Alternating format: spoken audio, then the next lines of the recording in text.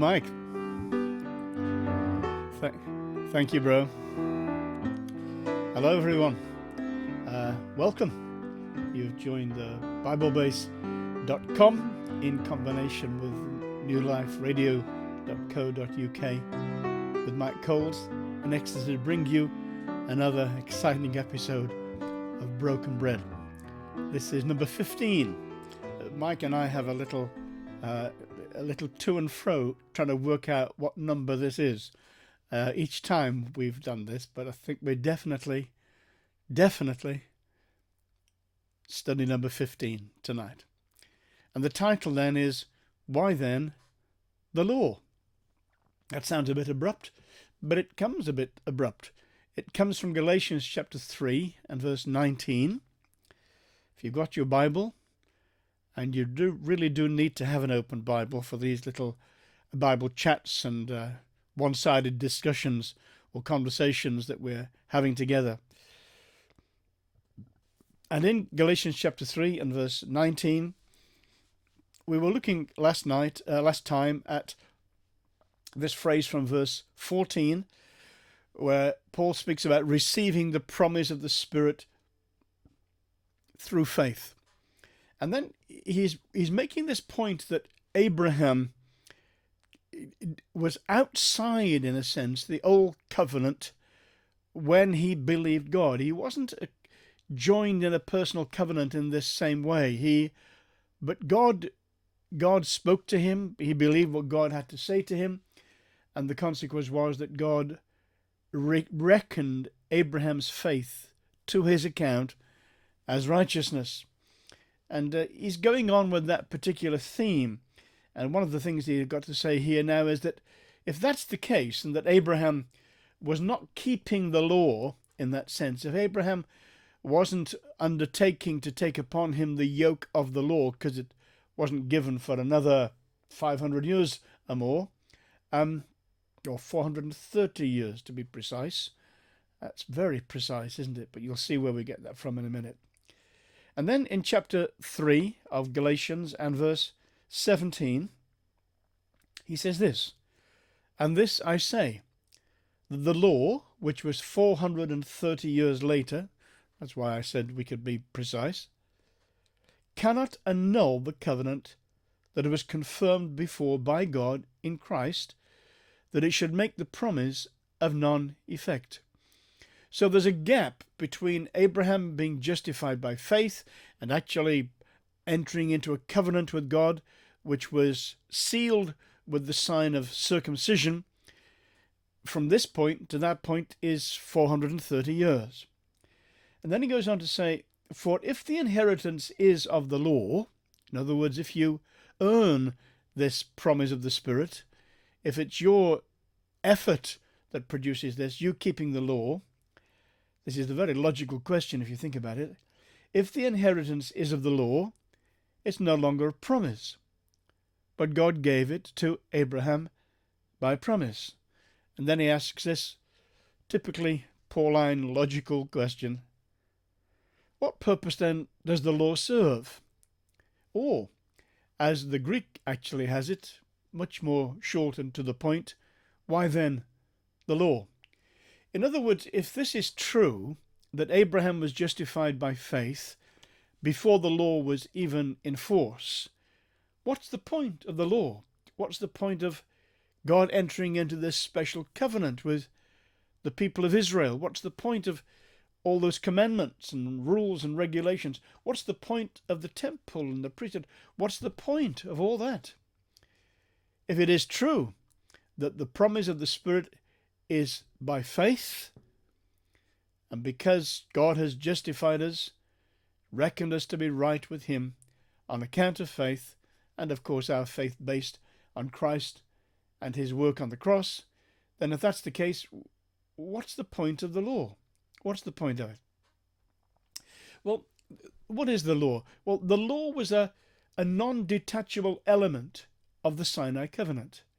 It was part of, I don't mean this in any way to be disparaging, but it was part of the Sinai Covenant package deal. You know, when God enters into a covenant with you, you can't pick and choose. This isn't a what we call over here in the UK, this isn't a kind of a mix and pinch buy thing. This is take it or leave it. This is all or nothing. And they entered into this covenant with God, and it says in Exodus chapter 24, I've got my reference here, Moses came and told the people all the words of Jehovah. That's effectively what we call the Ten Commandments, the Jews call the 10 words, or the Decalogue, those 10 main commandments, although if you think about them, they're actually 9 prohibitions rather than commandments. They're a whole list of things that you must not do. I'll leave you to find out the one which is the actual positive commandment. All the words of Jehovah, that's the 10 words, and all the ordinances. In chapter 20 of Exodus, God declares these 10 words, the basic pattern of life for the people who are entering into covenant with him. And then he adds to that 2-3 chapters of rules and regulations dealing with all kinds of tiny little details of life. But it says here, all the words of Jehovah, that's the 10 words, and all the ordinances, the AV I think says judgments, that's all these others. When Moses had told the people this, when he'd repeated God's terms to the people, it says, and all the people answered with one voice and said, all the words which Jehovah has spoken, we will do. In fact, in the course of entering into this covenant with God, the people of Israel said that 3 times. First time of asking, second time of asking, third time of asking, all the words which Jehovah has spoken, we will do. So they embraced this covenant in its entirety. You can't pick and mix with this one. You can't leave bits out that don't quite suit you. If you break one part of it, the whole covenant is in jeopardy. And part of this covenant was the priesthood. When you get on to chapter 25 of the book of Exodus, God begins to speak to the people that they are to gather together all kinds of materials, precious stones and jewels and cloths and all kinds of things, and that they are to build for God what he calls a sanctuary. That's a holy place, a place set apart for him. This would be not a church, not something that you have pews and where you go to sing hymns. This would be a mobile palace. This is where God would dwell in the midst of his people, like a nomad in his chieftain in his tent. At the center of his people, God would come and dwell with them. And because this was a holy place where God was going to live, God provided for them a priesthood. You see, under the first part of the covenant, if the covenant dealings had ended with chapter 23, one single infringement of the law, one single breaking of the law would have brought the whole covenant into jeopardy. In fact, technically, it would have annulled the covenant. It would now be broken, no longer operative, null and void, because someone had broken the terms of the covenant. That's what would have happened. But God provided for them the priesthood. And through these ceremonies, which are highly symbolic and typify aspects of all kinds of areas of the Christian life, through those things, God made a provision for the people so that sins could be forgiven, so that they would have a way of approach toward God, although they were never able to enter into the most holy place, not even the priests, other than the high priest, just on a very special occasion once a year. So for every high priest, they had special responsibilities, and the book of Hebrews, the letter to the Hebrews, actually takes up the picture of the high priest and applies it to Christ. In fact, it says that Jesus is the reality, and the high priest is actually the shadow cast backwards in time. For every high priest, this is Hebrews chapter 5, for every high priest taken from among men, that's why Jesus had to become one of us, that's why the incarnation was absolutely necessary, not an optional extra, but the whole scheme falls to pieces if he did not become one of us. For every high priest taken from among men is appointed for men, so is representative, in things pertaining to God, that he may offer, and then he says this, that he may offer both. So you're expecting now, aren't you, two things? That he may offer both. Here are the two things. I'll read the whole verse. For every high priest taken from among men is appointed for men in things pertaining to God, that he may offer both gifts and sacrifices for sins. Do you see that division there? Gifts. These were burnt offerings. These were free will gifts. These were expressions of the people's givenness to God and their thankfulness. But also, in the main, three special offerings, which were sin offerings, which came into being here in Exodus. Actually, there were two other offerings either side of them. One was the burnt offering, and the other was the peace offering. But these were older than Sinai. These had been offered before, but Sinai added these three sin offerings in the middle. And it was because God had provided the priesthood that it effectively gave a kind of a maintenance element to the covenant, so that the covenant didn't break down. There was repair built into it, and the repair was through the priesthood.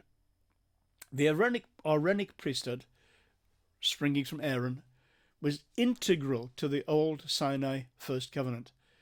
That old covenant cannot work if either the law or the priesthood is missing.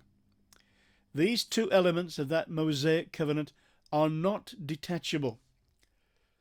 I'm going to say once more, the covenant mediated by Moses is non-functional if the temple and or the priesthood is missing. That's why the new covenant, the old covenant, cannot operate partly in the present day. There is no temple, there are no sacrifices, there are no priests. So the old covenant is no longer functional. It cannot operate. Part of its essential maintenance element have gone. Now, the Sinai Covenant, particularly in those 10 commandments, as we call them, was a unique version, a unique local version, particular version, of what you might call a universal moral law.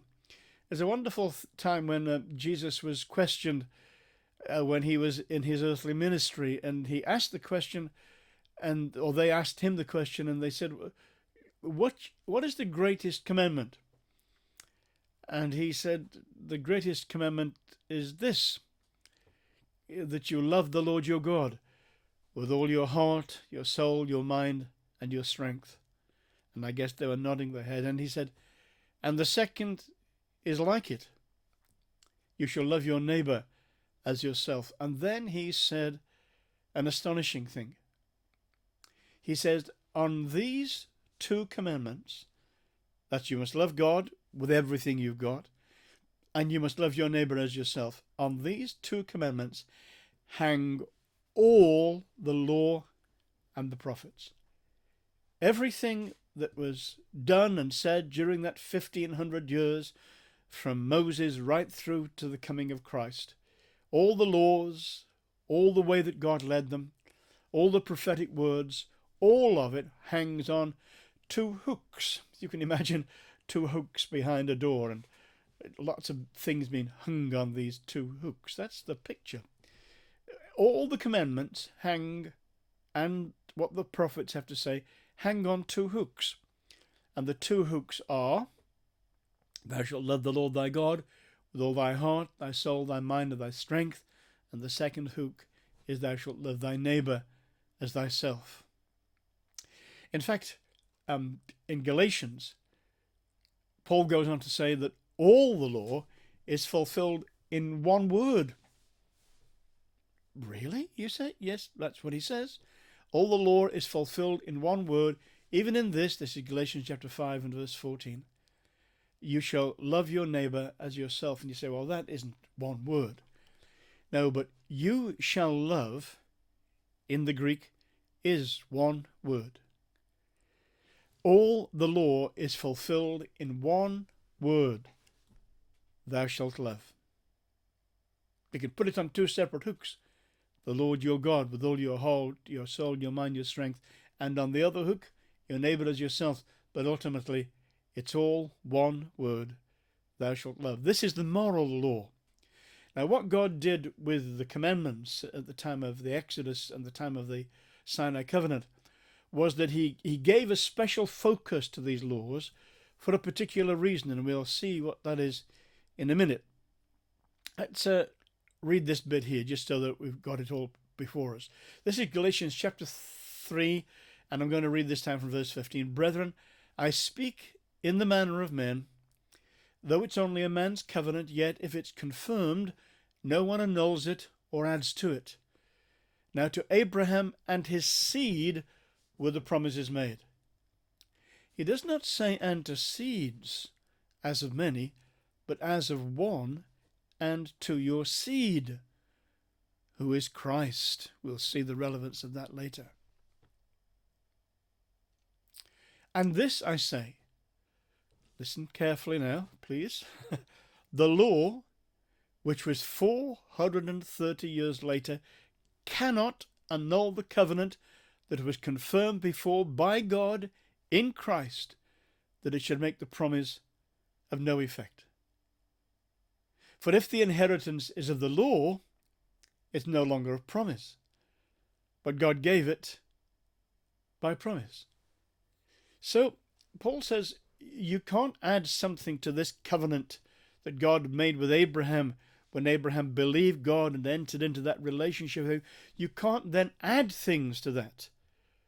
It would be like God having to say to Abraham, well, you got to keep, I've given you this, but you've got to keep all these laws as well. This is in the small print at the bottom of the contract. There's no small print at the bottom of the contract. Abraham believed Jehovah, and the Lord counted it to him for righteousness. No small print.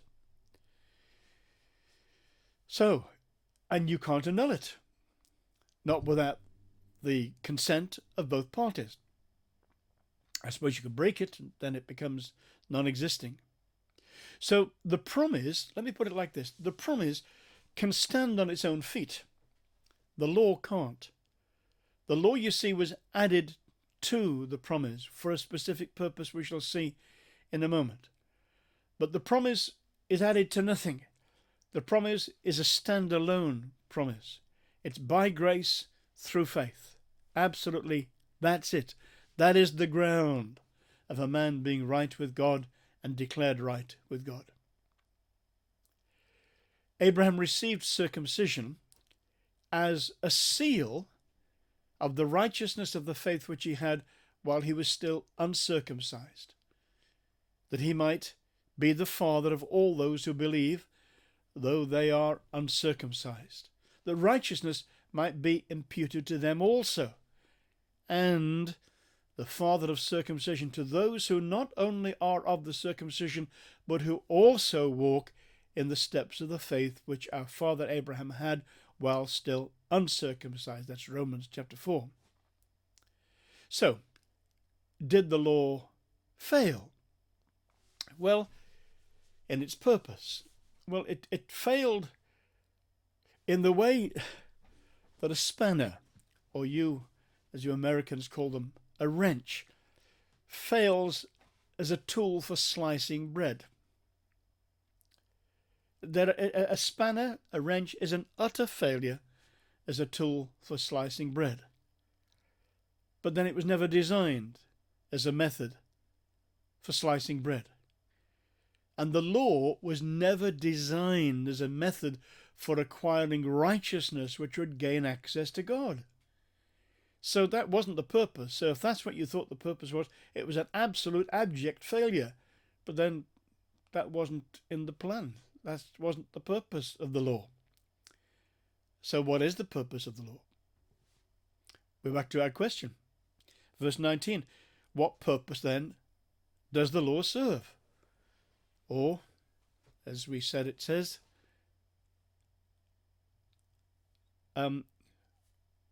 what then? The law. What's the purpose of it? So there's your question. Let's trace the history of it. We mentioned that it came into force 430 years after Abraham was justified by faith. So consequently, it can't annul, it can't cancel, it can't undo that basic commandment. You can't add conditions afterwards to it. Then it says in here in Galatians chapter 3 and verse 19, what was its purpose? It was added. Now, if you're observant, you may have noticed that in verse 15, Paul writes, "Brethren, I speak in the manner of men, though it's only a man's covenant, yet if it is confirmed, no one annuls or adds to it." So you can't add to it. But here in verse 19, he says, what purpose then does the law serve? It was added. So is he contradicting himself? No. They're quite different words. They're translated both by the English word added, but really we ought to have found a better word. This one means to put something by the side of. This law was not integrated into the promise. It's not integral to the promise. These are two quite separate things. They're side by side. They have a relationship for the people of Israel. They have to obey the injunctions that God had given to them. It's different for the Gentile. We'll see that in a minute or two. So it was added. It was put by the side of it. I'm still in Galatians chapter 3 and verse 19. It's wonderful, this verse. It's wonderful how wonderfully it answers Paul's own question. He says, well, what's the purpose of it then? And he's his answer. Listen to his answer. It was added because of transgressions. Okay, so that's why it was added. It was added because of transgressions. It was added to give a focus to transgressions. A transgression is a crossing over of a known line. Where there is no law, Paul wrote to the Romans, there is no transgression. If there's no law, you can't break it. If you don't break the law, there's no transgression. I remember I've got a son who's a senior officer in the armed forces, and he wanted to give some kind of leniency to his men, and we were talking about it, and I said, don't give them an order. I said, because when there's no law, there's no transgression. They can't transgress the law if you haven't given them a law. And he took it up. I'm not quite sure how the British Army functions, but that is part of it. Maybe not at all. Anyway, how long did this law last? How long was it intended to last? Well, in human terms, in years, it lasted for about 1,500 years. This is just a rule of thumb. But if we say that Moses received the law about 1,500 BC, then add 30 years to that when Christ died on the cross and brought that covenant to an end, and you've got about 1,530 years, approximately. But Paul doesn't give it that kind of time. He doesn't measure it in times. He says this. It was added, but we know when it was added. It was added at Sinai. That's when it was added. How long was it going to last? Until the seed should come. So, its active duration was to be from the time that Moses received that covenant and acted as the mediator, bringing Israel into that unique relationship with God that made them his people, and the time when the seed came. That's why I said approximately 1,500 years or something like that. In other words, until Christ. That law, that covenant, with all its splendor, all its magnificent symbolism, all its beauty, its gold, its silver, all its powerful expressions of God's presence, all that was intended to last only until Christ came. Only until Christ came. Until the seed should come to whom the promise was made. And we're going to have to look at this the next time we're together. That promise was made to Abraham and his seed. Jesus becomes the carrier of the promise. as the seed is the carrier of life. We'll see how that works out. To whom the promise was made, and it was appointed through angels by the hand of a mediator. There you are. Moses was the mediator of the first one. Now, a mediator does not mediate for one only, but God is one. Is the law then against the promises of God? Certainly not.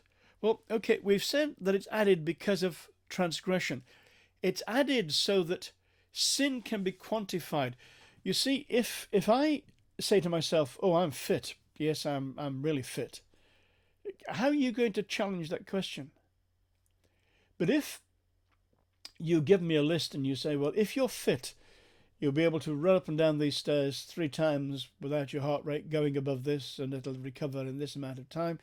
If you're fit, you'll be able to run 100 yards in so many seconds. If you're fit, you'll be able to jog for a couple of miles if you're fit, and so on and so on.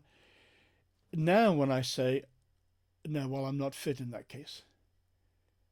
In other words, it enables me to quantify my unfitness. Now, sin became exceeding sinful. It became absolutely crystal clear because these laws sensitized the people of Israel to sin. I was talking to some Finnish sisters at one time, and we were talking about, I'm interested in language, although I'm no linguist, and we were talking about snow, because I had a theory and I wanted to test it, and I said, how many different words do you have for snow in Finland? And they went away, and a couple of weeks, I think it was later, they came back with 2 pages. There were dozens and dozens of them. There was snow, and then there was driving snow, and then there was melting snow, and then there was snow that you could skate on, or snow that you could ski on, or snow that fell on top of other snow, and it just went on and on and on and on. You see, living as they do, where they do, the Finns are highly snow sensitized. For us here, well, snow's snow, isn't it? It's snow. That's it. It's just snow. But for these people, snow is not just snow. It's all different kinds of snow. Sin, well, that's just a big kind of all-inclusive word. But once you begin to break it down, once you begin to give different words for it, and I've forgotten the exact number, but I did count them once. I think the Hebrew language has 15 different words for sin. You see, as the result of this law, the people of Israel became highly sin sensitized. That was the purpose of it. The purpose was to make sin exceeding sinful so that they would see. Okay, so that's one of the things it did. It came so that sins could be quantified or counted. Then Paul says this, Galatians chapter 3, verse 23. He says, before faith came, we were kept in ward under the law, shut up until the faith which should afterwards be revealed. Or as another version says, now before faith came, we were held in custody under the law, being kept as prisoners until the coming faith should be revealed. You say, well, this is kind of strong stuff. Well, this is one of the things the law did. As well as sensitizing people to their failure to keep it, it actually acted as a kind of restraining. It provided barriers and limitations so that they knew where they stood concerning certain things. And it was like a prison. It depends which side of the fence you are, know what a prisoner is. In the book of Job, both Job and Satan complain that God has put a hedge around Job. Satan complains because he can't get in. Job complains because he can't get out. It just depends which side of the fence you're in. And the law was like that. The law held them in covenant, in custody, under the law. Maybe they were in protective custody to a certain degree, but that's where they were. Until, here's that word again, until. You see, the law was only ever intended to be temporary. So they were held in custody until the faith should be revealed. We'll come back to that in a minute. And then there's another one here. Paul goes on to say, therefore the law was, now this is the New King James Version, the law was our tutor to bring us to Christ. Let's just stop with that bit for a minute. Our tutor. That really is a very inadequate translation. You see, this word tutor is not an educator of any kind. It's a Greek word, paidagogos, and the paidagogos was usually a slave, and he had a special task. And I sometimes say that he was a little boy's worst nightmare, because he was the little boy's personal policeman. It was the job of the paidagogos, a child conductor, to ensure that the little boy didn't get into trouble, to make sure that he went where he was supposed to be going. The paidagogos wasn't allowed to instruct or teach. His job was to make sure the little boy got to the instructor, to the teacher. So that's the picture here. There are pictures, other pictures, old ancient Greek pictures of paidagogos, and you have the paidagogos and he has the little boy by the ear.